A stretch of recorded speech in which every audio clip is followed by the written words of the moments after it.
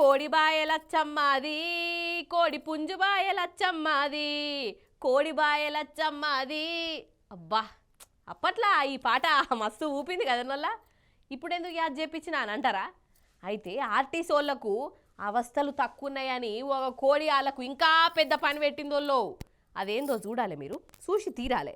అట్లా చూసి తీరాలంటే మనం కరీంనగర్కు పోవాలి. పండ్రి. ఇగో గిదేనోల్లా కరీంనగర్ బస్ డిపో. బస్సులు ఈడ రెస్ట్ తీసుకుంటాయి కదా, బస్సులే కాదు ఇగో ఇప్పుడు ఈ కోడి కూడా రెస్ట్ తీసుకుంటున్నదో.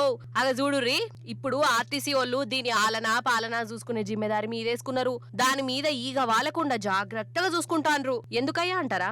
చెప్తా ఇనుండ్రి. అయితే యమలాడ నుంచి కరీంనగర్ వచ్చే బస్సుల ఇగో గీ బుట్ట ఉన్నదోల్లా ఎవలో ప్యాసింజర్ ఆగంలా మర్చిపోయినట్టున్నది. ఇక కండక్టర్ సాబు గీ బుట్టను తెరిస్తే ఏమున్నది, కొక్కరకో అని అనుకుంటా ఈ కోడెళ్ళింది. పర్షాన్ అయిపోయిండు.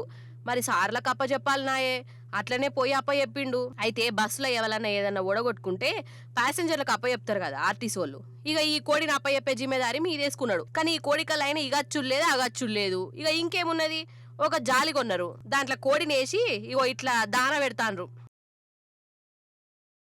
ఇప్పుడు ఆర్టీసీ వాళ్ళకు ఈ కోడిని కంటికి రెప్పలెక్క చూసుకునుడే పెద్ద పని అవుతాంది. చూసిండ్రా ఎంత పెద్ద డ్యూటీ మీదేసుకున్నారో ఇప్పుడు వాళ్ళు. అగర్సే ఈ కోడి కలైన వస్తే ఫస్ట్ ఫైన్ రాస్తారట. ఇక వెనక చీర ఆ కోడిని చేతిలో పెడతారు.